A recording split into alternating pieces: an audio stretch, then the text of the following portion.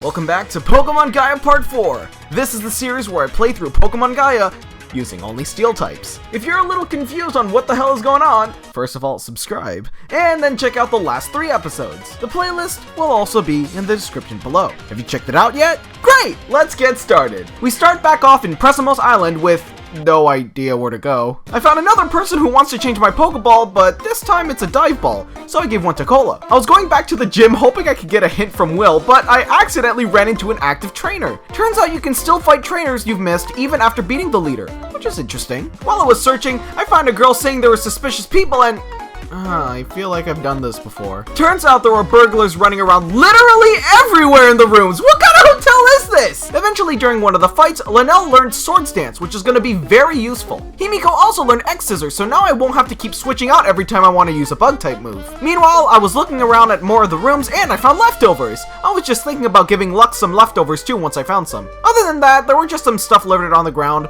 There were so many that I'm surprised that the burglars didn't even bother taking them. There wasn't much else to do here, so I left the place. I found a lady who called me a peasant and then gave me another Regal Stone. Thanks, I guess? I moved up to the Atcell Bay and I found a bunch of dive spots, but I still didn't have dive, so I didn't know where to go next. I looked up a guide and apparently you had to fight all the burglars, and the last one would only fight you once you beat all the others. And inside was another burglar! The last burglar told us that if we woke up that guy over there, we'd be in trouble. But this man has 2 of the loudest Pokemon in the lore, so I had no idea how he got to be a burglar in the first place. After beating him, he mentioned something about an old lady and then left. The man woke up and mistook me for room service. We apparently offered to deliver it for him and he accepted the offer. After that whole ordeal, Cola is waiting for me on the outside. He started a battle with me. This team of Hariyama, Flareon, Torterra, Rotom Wash, Gigalith, and Altaria wasn't too bad. This time, Cola wasn't able to take down any of my Mons, so this fight went pretty well. We go and meet Cola again over at the diving tours. Thanks to this tour, we were able to obtain HM Dive. Unfortunately, Cola's the only Mon on my team who can learn Dive. The HMs are slowly replacing his moveset. At least Dive is a decent move in battle. The tour guide said to meet us underwater. Soon enough, I lost the tour guide. So much for that! Underwater, I found a shell that had some items in it, sort of like the Pokeball chests. Nothing too special, but I really liked the extra touch. After a while, I found the Edashore Reach. Exploring around there, Arl finally evolved into Aggron. Now my entire team consisted of fully evolved Pokemon. A little further in, I found the Cosmic Caverns. There are a couple of different branches between the Reach and the caverns. In one of the caverns, I found a strength puzzle. Oh, no. At the end of it all was Edashore Town. Suddenly, a cutscene playing about not wanting to miss something. What? What are we missing? I don't want to miss out. Turns out there's a Meteor festival going on where Clefairy does this Meteor dance thingy, but suddenly it stopped and vanished. Shortly after, another earthquake occurs. The man asks if we can help him and explains to us about the Edashore Clefairy. The elder suggests that the Clefairy may have run off to the Cosmic Caverns, so it's time to take a look. In one of the caverns, I found the Clefairy, but just as soon as I discovered it, it ran away. Then after chasing it around for a bit, I realized this was sort of like the chase events for stuff like Furfrou in Parfum Palace and Mew for the Gen 3 event. Eventually, after cornering it, it calmed down and agreed to come back home. Now the Clefairy was able to finish its Meteor dance and everyone loved it! We saved the Meteor Festival! And as a reward, the Elder gave us a Master Ball. Running past and moving on to Edemus Tights, I found another branch to Frostbite Cave. A couple more ice puzzles later and I found a Glalie. It's not a steel type though, so we move on. It was then that I realized I just made my way back to Windmill City, which also means that I went the wrong way. Moving forward to the other exit of Edashore Town was the Gyarados Bridge. Up there was a bunch of bikers, but they weren't anything of note. Past the bridge was Atcell City, where I wanted to bring Ritsuko back. Since I just remembered, I promised to alternate between her and Artoria. It wasn't long until I found the gym here. This gym is a water-type gym, if you couldn't tell from all the flotation devices. And the water.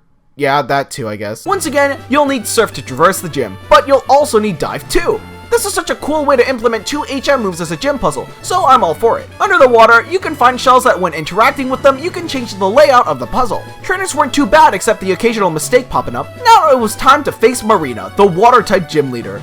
But first, the mandatory selfie. Now you might be wondering, Scrags, why did you bring Ritsuko back over Artoria? And on top of that, why did you not train her?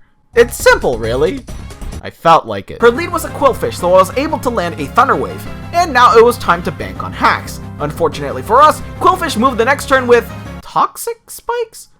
Oh no, my Steel types. How am I gonna switch now? Quillfish then went for a rain boosted Aqua Jet, which was a problem because I wanted to meme up and set a bunch of sword stances for the occasion. Paralysis didn't really feel like stopping her, so I just decided to stop at +4 and try my luck. The rain stopped, so I decided to finally land my first blow. Here Ritsuko was going to learn Crunch, so I was going to get rid of Bite, but the game didn't read my 2 down inputs, and then I ended up losing Shadow Claw. This battle isn't going as planned, is what I would say if it weren't for Linnell being super fast. Marina's jealous and didn't even get a chance to breathe. Marina's third mon was her Kingdra. Fortunately, I outsped the Kingdra too, and it couldn't do anything about it. Her fourth mon was a Pelipper, which caused some problems for my Earthquake Sweep idea. I decided to try my luck with the Metal Claw, and unfortunately it failed and Linnell went down. Ritsuko came back out and used Thunder Wave. But Pelipper wasn't having any of it and just knocked her out too. Next turn I just went Mega Caesar and Night Slash it. It lived, but Pelipper was fully paralyzed that turn for once. I expected it to heal, so I went for Aerial Ace this time. This ended up doing half, so the Pelipper went down. Marina's final mon was a Gyarados. I expected it to Mega Evolve, so I used X-Scissor as a hard read since Mega Gyarados turns into a Water and Dark type. It used Waterfall turn 1 and it didn't do that much, so I landed X-Scissor as planned. Unfortunately, the second one flinched me, so I just healed and flinched again. Gyarados ended up choking and going for a Dragon Dance to try and boost its Waterfall, but I snuck in and cleaned it up with one final X-Scissor. My Cheese Thread didn't really work all that well, but hey, imagine if it did. Beating Marina nets us the skill badge. She ended up giving me the TM for Scald, which I mentioned in a previous part that it was one of the best water type moves in the game. So I was very excited for that. So I immediately gave it to Cola. Marina told me to meet up at the Atcell laboratory regarding the tablet I obtained from the man in the hotel. She gave us some exposition, but honestly there were so many big words I lost track and zoned out. When she was done, I left the laboratory and met Cola again, and said he found some new Elder's Goons over at the cold storage. At the end, Cola mentions a key for a forklift, so it was up to me to look for it, I guess. Checked all around the city for a bit until I moved up towards the Lomas Fields. The girl at the front of this barn mentioned a dark hooded person in the barn at night, so I checked around the barn and lo and behold, the forklift key was there. Once I made it back, the worker moved the forklift and now it was time to check the... Oh no. It's a flash cave. Hopefully we don't find a secret ladder and go 4 floors down all of a sudden. I found a chest with 10 relic balls, so now I can be cool just like those new Elder Grunts and their weird Pokeballs. Cola and I hid behind one of the crates where we see the 3 Elder Knights and an actual Elder discussing what seems to be the final phase. With Morgana! I knew it! It was the cat all along! Here Morgana mentions the Ignis Roost, which is where the final phase will begin. We both left the storage to meet Marina and Professor Redwood, and we tell them everything. Redwood doesn't recognize Morgana's name, but apparently I did? Wait, I did? Then he mentioned a book, and suddenly everything clicked. The professor offered to fast travel, so I decided to go just so I wouldn't have to worry about getting lost again. Once again, we made our way to the Apex Temple, where Morgana showed up and revealed to us that the whole thing at the Apex Temple was a red herring! Well, you know what I have to say to that?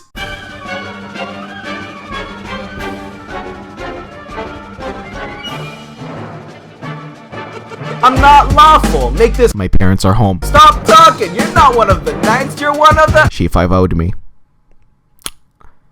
Maybe. On the second run, her lead was a Miss Magius. I had Caesar at my lead because I was struggling to run away from some Pokemon earlier, but I decided to immediately Mega Evolve and try to get a clean switch in to try and start my Cheese strat. The Miss Magius used Nasty Plot, which gave me a free OKO. Unfortunately, her next mon was a Houndoom, so I just opted to knock it out with Linnell's Earthquake. Fortunately, it got knocked out in one shot too. Morgana's third mon was a Drapion, so I went into Ritsuko to begin cheesing. Ritsuko lived the Night Slash and landed the Thunder Wave I needed. I then went back to Excadrill and then started to set up.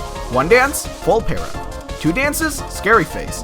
I probably wasn't going to outspeed anything anymore, so I tried my luck for a third one.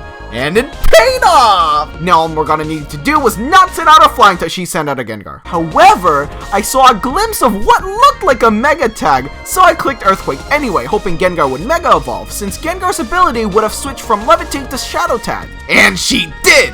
Naturally, Gengar is insanely fast, so it landed a Shadow Ball and I lived at 47 HP, letting me take out the Gengar. Morgana's last mon was what was going to be the deciding factor of this sweep. The last mon was a no! Stupid Morgana. Stupid new elders, stupid go to sleep memes, stupid immunity. The game then shows us what's happening back at the laboratory, where the new elders are now in possession of the tablet idol. Then, Eunice reveals their true intentions, to wake up the dormant Regigigas. Morgana then tells us that the exit is crumpled and there is no escape from the Apex Temple. Come on man, it's a sacred place. Does that mean nothing to you? Now it was time to look for an escape route. I ran over to Marina, who mentioned this one pillar acting quite suspicious, and surely enough, there was a room hidden behind it. Now Cola serves as our healer, and Marina and I get to explore the secret exit of the Apex Temple, the Ignis Catacombs. I don't know. Have you tried checking the path that isn't blocked? Then there's a statue at the end that gets real foggy, and I suddenly get the urge to touch it, and... What the f***? So I guess we're... What the heck is happening? Okay, so since there's no other Pokemon in my party, we are basically forced to use Regirock, who isn't a Steel type. Well, one's dead. You cannot beat Pokemon Gaia using only Steel types. Game's over. Everyone can go home now. Play the credits. Yeah, I said it. After defeating the Reggie, Marina comes and checks on you. Apparently, while I was unconscious, the boulder disappeared, letting us proceed throughout the area. Proceeding through the Catacombs was another Reggie statue. This time, I have to fight Regigigas with Regice. Just pretend Regice is a Steel type for a little bit. This time, the area became a little dimmer after taking down Regigigas. There was also a chest with a relic crown inside, so I decided to take that too. The same thing happened again. Smoke, Regigigas, Registeel, and that was that. Another chest appeared, this time with TMO2 Dragon Claw. Aro seemed to be able to learn Dragon Claw, which would help for dragon coverage, so I decided to use it on her. A couple of floors later, and we finally made it to the exit just outside of Ignis Valley. Marina flies us over back to Atcell City, where she gives us a little more exposition on the plot. Basically, the new Elders has all the Reggies, but there's more to unlocking Regigigas than just the 3 Reggies. Meanwhile, we figured out what we need to activate the tablet idol, and then it's revealed that Herschel has the move we need to activate the tablet idol. Oh, and he's the champion too. Should probably mention that one. Marina gives us the location of the final gym of the Orptus region over in Lomas Town. She also gives us HM strength and tells us to head on north. Heading up back towards that farm area we went to earlier, and soon enough, we arrived in Lomas Town. It's also playing a GBA rendition of Return to City, which is really cool. Exploring the town a little looking for the gym, I found the Winston Family Challenge, similar to the challenge sharing a similar name in the Winston Challenge in Ruby, Sapphire, and Emerald. The challenge wasn't all that tough, besides the time I expected Caesar to outspeed this Espeon, but it used Shadow Ball, leaving me at 1 HP. They give you 10,000 Pokédollars for beating them, which is a nice reward. Anyway, the gym was literally right beside the Winston family, so it's time to tackle the final gym. The final gym in the Orptus region is a ground-type gym, which worried me a little, since I couldn't try Ritsuko using it. The gym puzzle also requires the use of an HM, being Strength. Fortunately, everyone on my team can learn it. It was then that I realized that it was a light rock, so anyone could push it, even without the HM. I also spent about 10 to 15 minutes on these gym puzzles when I realized, especially the last one, that they were way simpler than I made them out to be. This feels somehow worse than tackling the usual strength puzzles. Anyway, during my mandatory selfie with the gym leader, I tried to process everything I needed from the gym trainers I fought along the way. I expected this gym leader to have a Gliscor since one of the trainers had a Gligar, so I exchanged Scald for Aurora Beam solely since Surf was better for damage purposes, and I just wanted to clear this gym as cleanly as possible. This is the squad going into the final gym battle. I'm leading with Linnell, hoping that the Sword Stance sweeps will be enough. Gym Leader Richter is the last gym obstacle in this Pokemon Gaia adventure. He said this battle was going to be no joke, so let's see how that holds up. He leads with a Hippowdon, which is really good for me considering Linnell's ability, Sand Rush. I was worried one Earthquake would take me out, especially since I was 4 levels under, so I went for the Earthquake first turn. Unfortunately, it didn't do much for me and Linnell went down. Up next was Cola, and Surf took down the bulky Hippowdon. Next was Dugtrio, who went for Sand Attack? This man was trying to cheese me? Surf took it down in one shot, which was really good for me because I didn't feel like taking an Earthquake with Cola. Next up was Excadrill, and I expected it to outspeed my whole team, especially now that Linnell is out of commission. I swapped out into Ritsuko because I wanted to get rid of that -1 in accuracy, hoping I could also stall out the Sandstorm too so Excadrill wouldn't have its ability to use either. Unfortunately, it has Sand Veil instead of Sand Rush, and it set up a Sword Stance on me as my crunch missed. I landed the second one, but Ritsuko fell. Knowing this thing had Sand Veil scared me, but it made me feel better that it didn't have Sand Rush. I went to Himiko next for a Mega Boost and Night Slash, but Excadrill still hit first. Fortunately, Himiko lived and landed the hit. If only Ritsuko landed the first crunch, I wouldn't have to worry about this Excadrill, is what I thought when Himiko hit first! It was a speed tie, let's go! Richter's fourth mon was Garchomp, and if my prediction was correct, this was gonna be the Mega, which is really good for me since Garchomp's Mega is slower than its base form. However, its special defense is slightly better as a result. It was also then that I realized I forgot to give Cola Aurora Beam. Oh my god, this isn't scripted. I really wanted this first try. That being said, I prayed Scald would land a burn first before the extremely powerful Mega Garchomp would take me out. Unfortunately, Mega Garchomp still outsped me, but then Cola hung on to 1 HP with Focus Sash. Better yet, I landed the burn on Scald. Unfortunately, Fire Fang took out Cola. If Himiko could outspeed this Garchomp, maybe I had a chance to take this out. Unfortunately, Garchomp was still faster and took out Himiko. Once it used a full restore, I realized it was all over. Not even Dragon Claw could take it out. Which was then that I realized Arl outspeeds Mega Garchomp, but Mega Caesar can't? Suddenly, when I thought it was all over, Arl pulled out the Sturdy and tanked an Earthquake. but then Garchomp used Dragon Rush first, and I realized it was a speed tie. Lux couldn't take a Fire Fang, and it was all over. Since you lose the Focus Sash after a battle, I reset to my last save, which was not at the mandatory selfie, but at the Winston house. So I did everything again. This time, I made sure to do everything properly. Cola has Aurora Beam now, time to do everything right.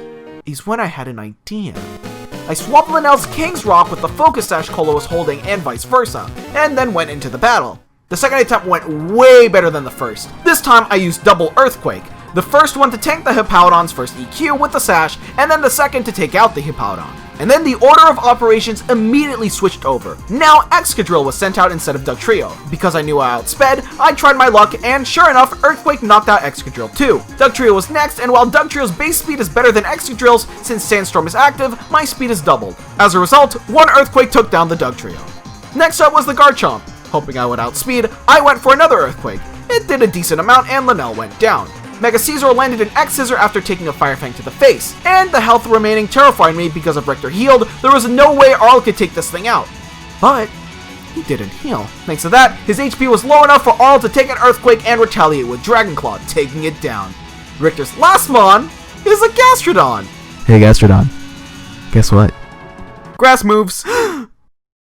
And with that, we have now obtained all 8 gym badges in our Orptus region adventure. On top of that, Richter gave us TM26 Earthquake, which means Arl can finally use Earthquake. Mudslap is no longer going to be your best ground type move. Even though I took it out a long time ago for Dragon Claw, but that's not important. So that's the end of the 4th checkpoint, and here's the squad right now. If I used items during the Richter fight, it would have been exponentially easier, but I decided against it to see if I could do it for the content. Gaia is still really fun, and it continues to impress me with its well-balanced difficulty and puzzles. Next time, we're going to take down the Elder Knights for real, and the Pokemon champion of the Orptus region. This is an episode you don't want to miss. Soon we'll be able to discover once and for all if we can beat Pokemon Gaia using only Steel types. Thanks for watching, and if you enjoyed, be sure to like the video to show your support, and consider subscribing. I do a bunch of edited jump cuts, as well as other miscellaneous content like these post-commentary highlights. That being said, thank you so much for watching. I'll see you all in the next video. Bye!